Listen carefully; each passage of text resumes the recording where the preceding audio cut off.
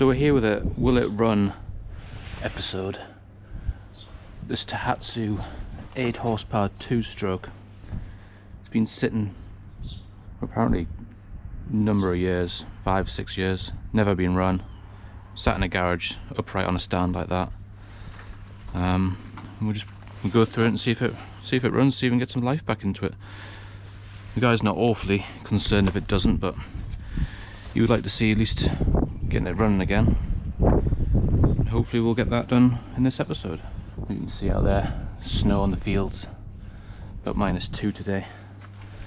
And this is the Tohatsu. It's a 2002 model M8B 3B2.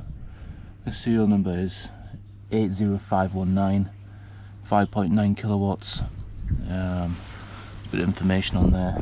25 kilo, 32 kilo, maximum RPM 5,500. It's got neutral forward in reverse. See that? That's reverse. Neutral forward. There's the gear linkage here. You can see that moving up and down.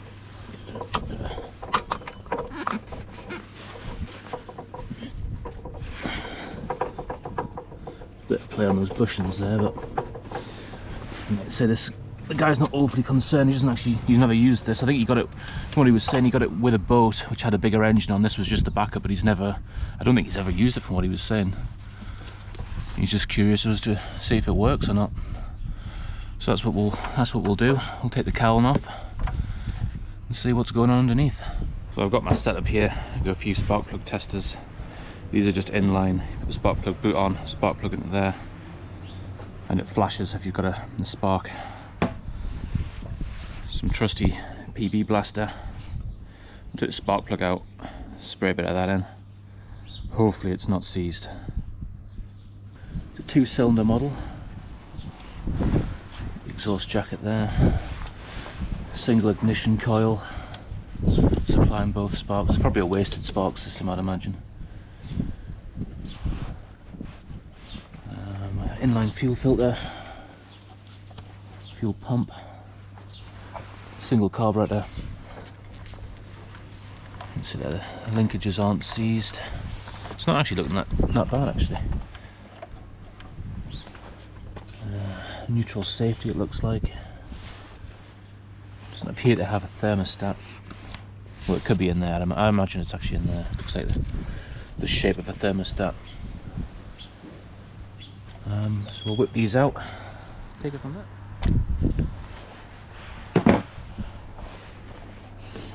It's always a good idea when you pull these leads off to always check which one is which.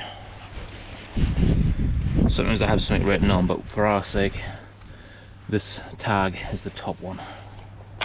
Just put that to one side. Take the top one out.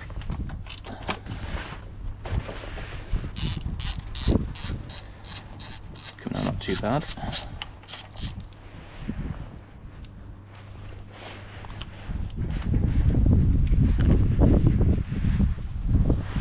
If you can see that or not. Not actually too bad a condition. Looking at the cylinder block as well, there's no corrosion on it or anything. I don't think it's had that much of a hard life. It's looked like it's been lubricated and serviced from what I can see so far.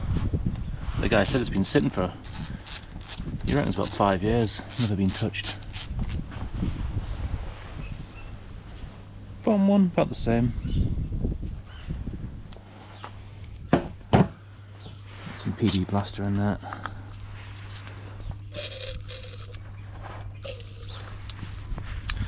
We'll see if it pulls through. It's in neutral. We'll take the kill cord out. We don't want to generate any sparks. Oh, it pulls.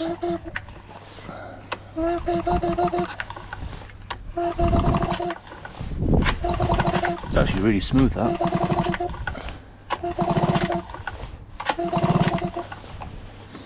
Right. So what we'll do now is we'll test for spark. So we'll put the kill cord back on. There's two ways of doing it. First way, put the spark plug back in and just find a bit of metalwork exposed. I don't know if you'll be able to see this, you might be able to hear it.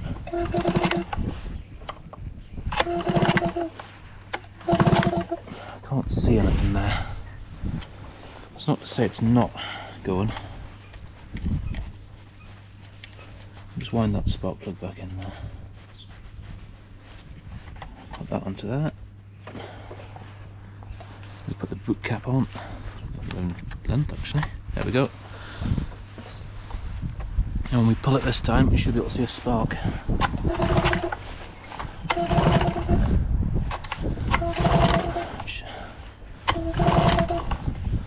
I'm not seeing one.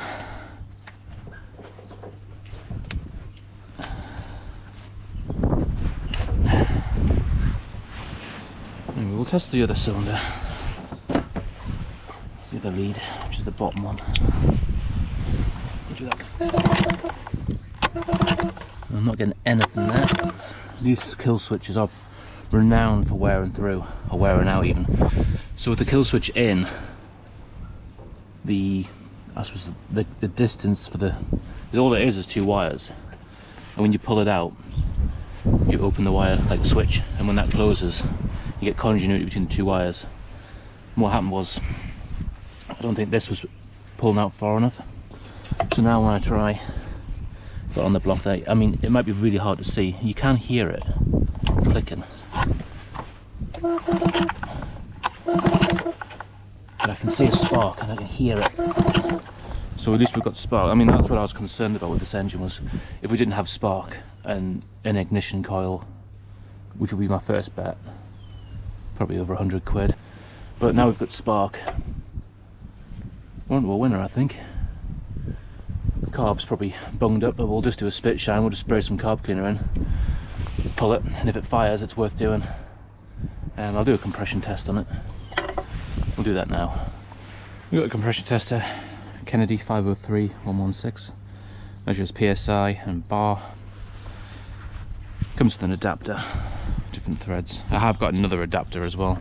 So we'll do the top one. Just brace the engine. 2 or 3 pulls.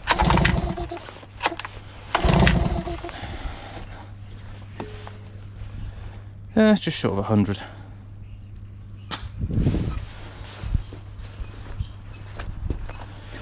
So for this engine, we're looking for this one to at least be within 10%, so 90 or 110. If it's obviously, if there's next to nothing, piston rings, cylinder head, you know, just the usual, losing compression. But I'd imagine it's the same. No, thereabouts. Give it 2 or 3 pulls.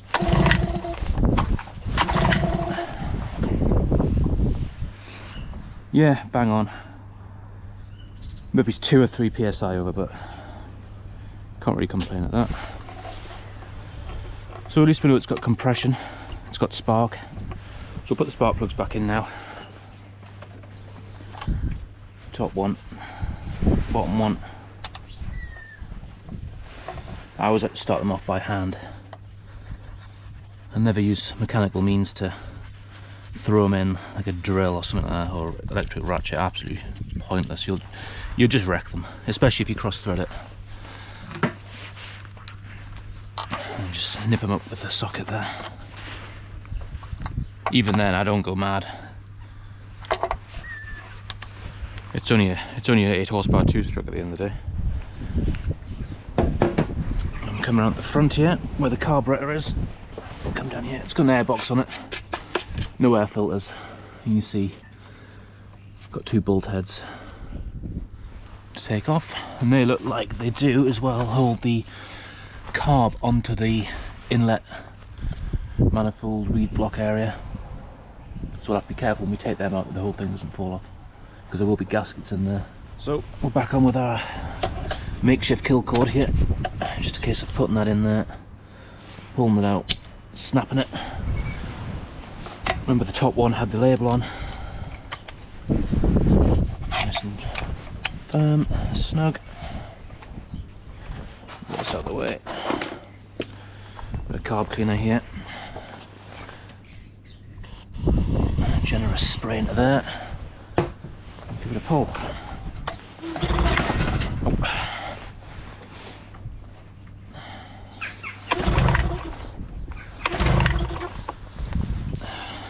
A few more.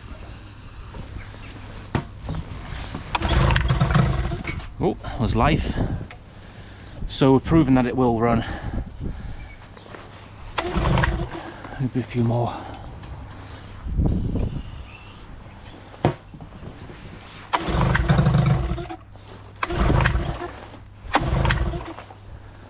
Get a bit of smoke out the exhaust there. Or all the spider webs and ants nests that have been living in it. Yeah, so it is running. Obviously with the space there, carb cleaner, it's not going to run for long. But yeah, proving that it will run. I imagine the carb's going to need a clean out though. But we'll whip that off now, it's not the end of the world, we'll do that. Okay, so carburetor removal, it's not too much of a hard job. What we'll do is we'll just make life easy for ourselves. We'll just take the hose off here. This engine has an external tank. There's the hose off.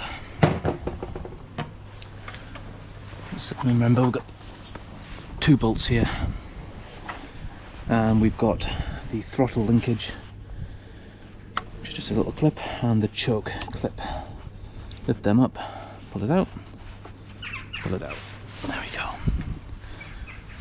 And it's just these 2 bolts that we tightened up. And start them off by hand.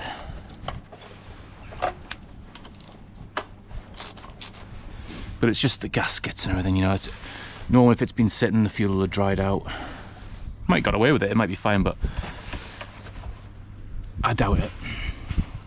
So what you normally do is, if you were going to put it into storage, you would just, you know, first run the engine until it runs out of fuel on the carb itself. And best case is put fogging oil in the cylinders, in here, you know, WD-40 over the whole engine.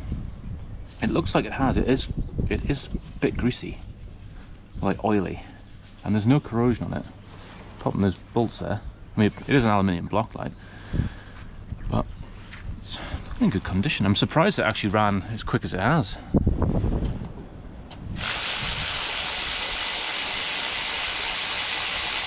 First one.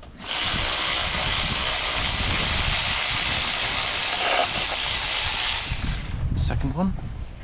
I like how they've even given you like an indent there to put your tools in. Usually what most of the new ones I work on, no chance. They don't think about that. And lift's clear. There's the gasket. I think that gasket's well and truly stuck on there. I don't know if you can see in there, but you can see, let's put the point in there, the reed valves are in there. It's been a 2-stroke, but the fuel and oil is drawn in, and it is actually in the, goes around inside the block itself.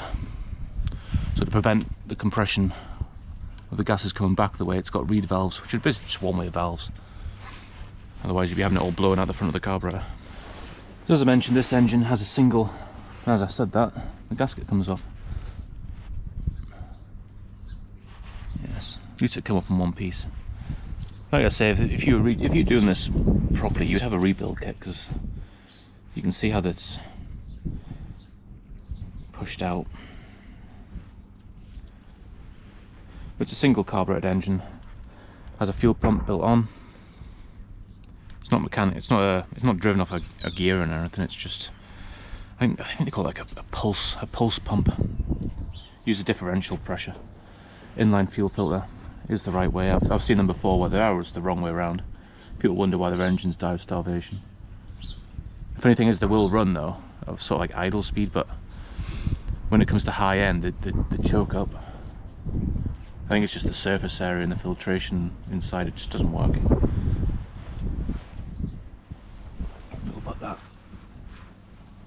there. Okay.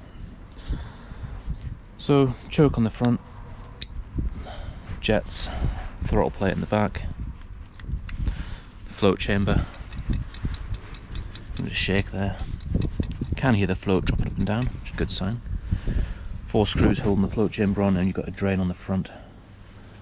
We'll take these 4 screws off and have a look. Now we'll take these 4 screws off and we'll see what the situation is inside. I imagine it's not going to be too pretty, but you never know. There's one.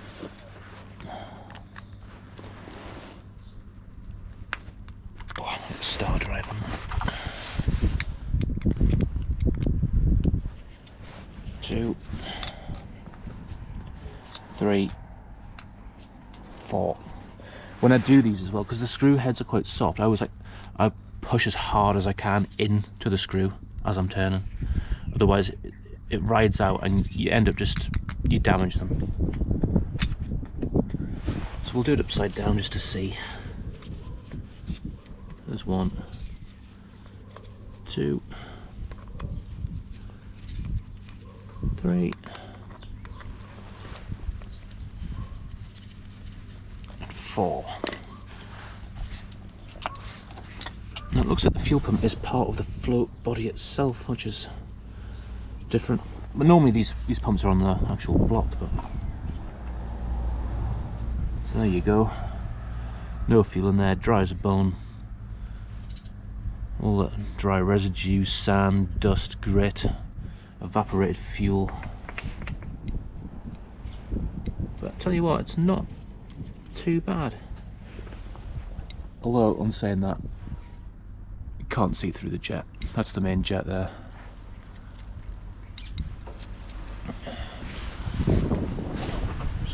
But what I've got some brass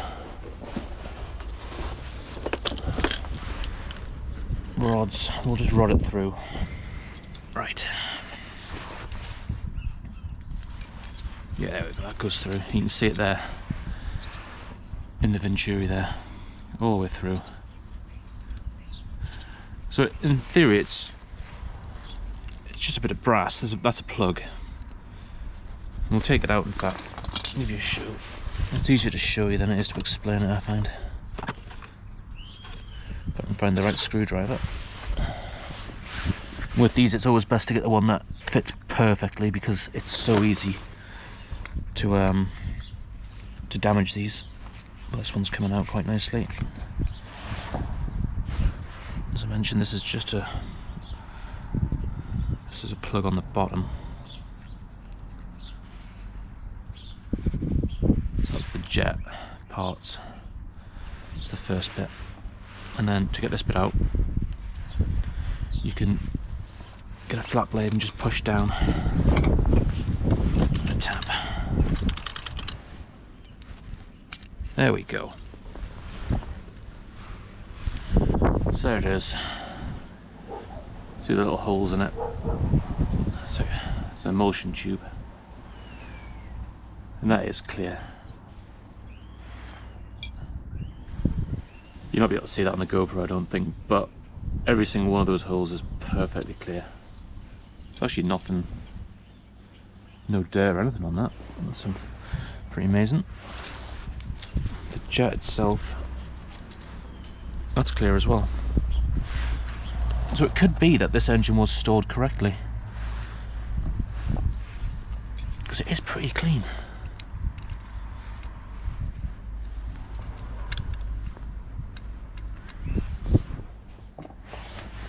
To be honest, I'm tempted just to give it some, just a once over with a spray can, just some brake cleaner and parts cleaner. Because you see how small those orifices are, you don't want any of that. This is all baked on, so I don't think it would have caused us much harm. But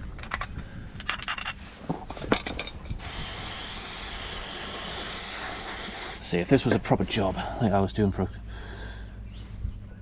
a client who wanted it top notch, I would have stripped this all down, the fuel pump, the carb, rebuild kits all around, new hoses. This would have been an ultrasonic tank, and it would have come up pretty much looking brand new. I'm not even going to attempt to take that off because you can see from that someone's tried before and it'll probably just cause more damage than it's worth. body clean spray over it.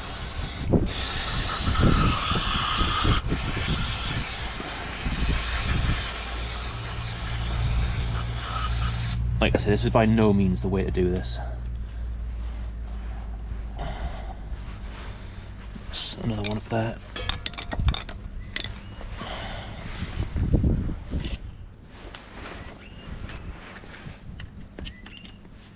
Like I say, no means by the way to do it. Well, this is what the guy wants, and I don't think that one's going to come out. We'll just rod it through. See if there's anything stuck in there, which I don't think there is. Even running compressed air, I mean, I'm not even going to bother. You can see it coming out the top there. So in all honesty, I'm just going to put it back together and we'll rock some fuel in it. Yeah, we'll put it all back together now and see what happens.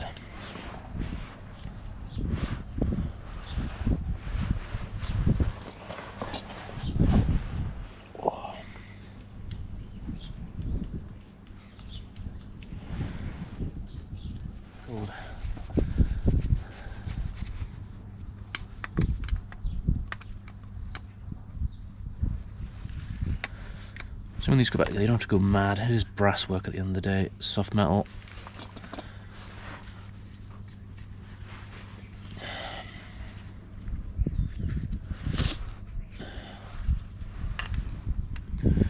Remember which way around this goes. There we go. All 4 screws, all the same size.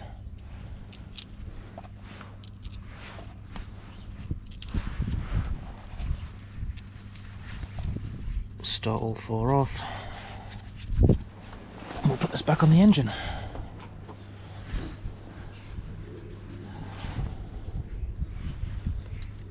There's our gasket. 2 bolts and the airbox. I say this is literally just a box. There's no air filter in there at all. Very rarely do you find engines with marine engines anywhere, or outboards with air filters.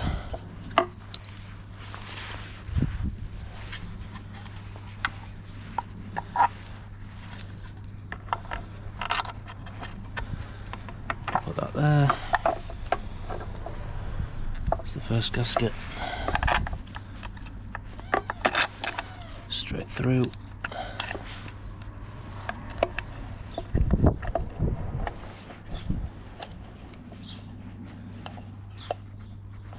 Again, if possible, I always like to try and start these off by hand, just until they're in,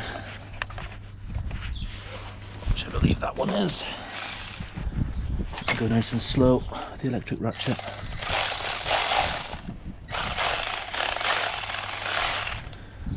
That one's on.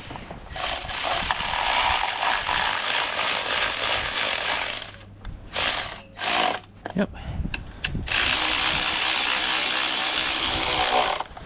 Now for the linkages, choke, pushes in, and this little clip retainer comes down, click. Same with that one. Let's do a function test. There we go. Another setting you can see there on the throttle. This screw is spring, that's the idle speed setting. Back on. Which seems to be going on a lot easier than when I took it off. That little retaining spring clip over the top. There we go. That's it. Let's find a connection for that. But if not, I can just take that off, or that, and I'll just run a line, bypass that connection. And when I was thinking of it, I've got a fuel line here, prime bulb on there. That's the way the fuel flow goes. So we'll just pop this end off, and that pushes straight onto there. I'll get a Jubilee clip on there just to retain it, and then we can drop that straight into a fuel line, into a fuel tank, and prime it up. Hopefully it'll run. So I got my fuel, my fuel tank ready, the water tank. But there is a good bit of ice in there, so we'll just have to push the engine through. It's not even that thick, to be honest, but not what we want. So we'll just undo this transom clamp, wind it right out in the tank, and then it just sits on the edge of the bin there. And we re-secure it. I'll get our trusty kill cord, click that on, that's on. I've got a little bit of fuel here. I hope it's enough because there's hardly any in there. Just hold it up high for now. Hear it.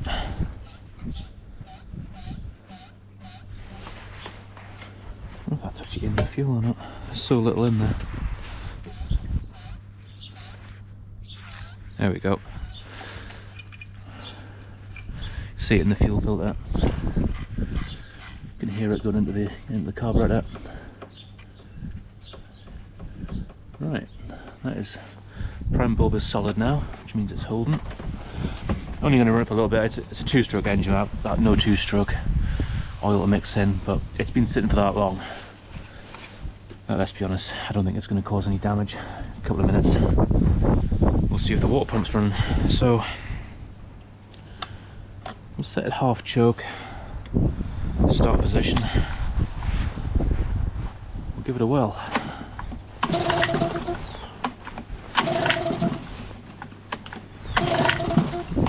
Bit more choke.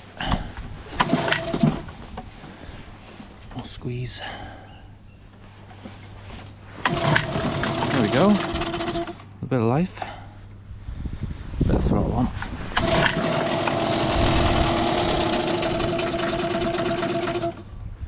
My goodness, it's going.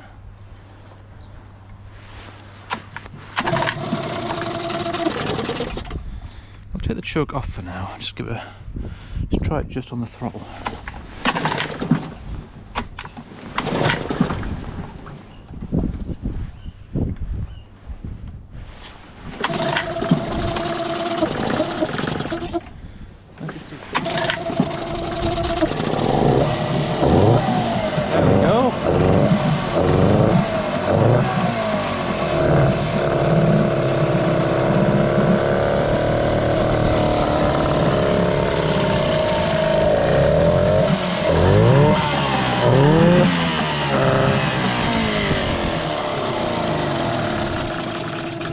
Die off.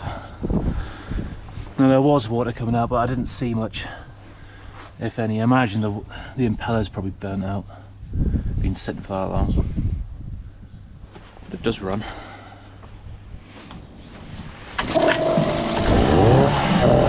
we go. There's a bit of water.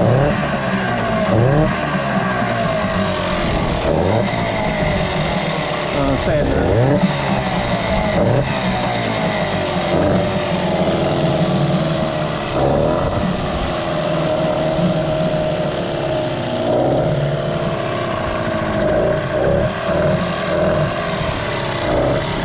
Passages could be blocked though, but I doubt it. I reckon it's just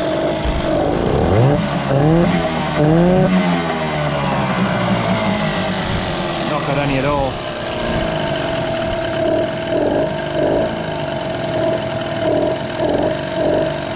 It's getting warm.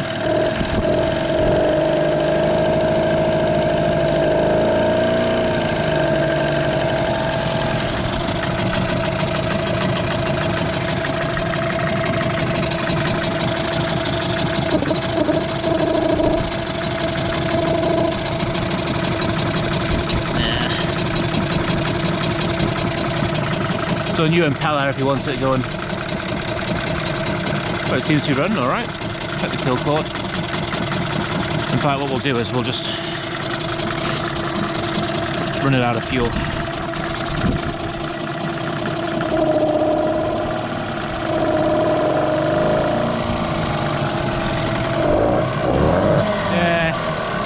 shame about the water.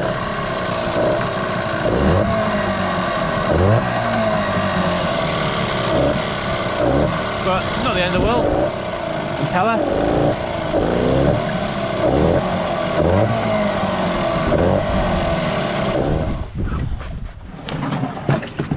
Oh, let that drain. Here we go. Oh, the stand.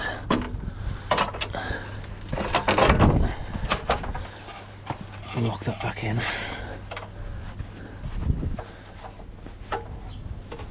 There we go. Close the lid. So yeah, hope that this first episode of a Will It Run has been enjoyable to watch. I mean, I was a bit apprehensive about doing this because I thought, well, if it doesn't run, there's not much point in doing a video on it, because if there's no spark at all, then you ain't going to spend any money on it. But since we've got it running there, I mean, I reckon it's worth saving. But obviously it's up to what he wants to do with it.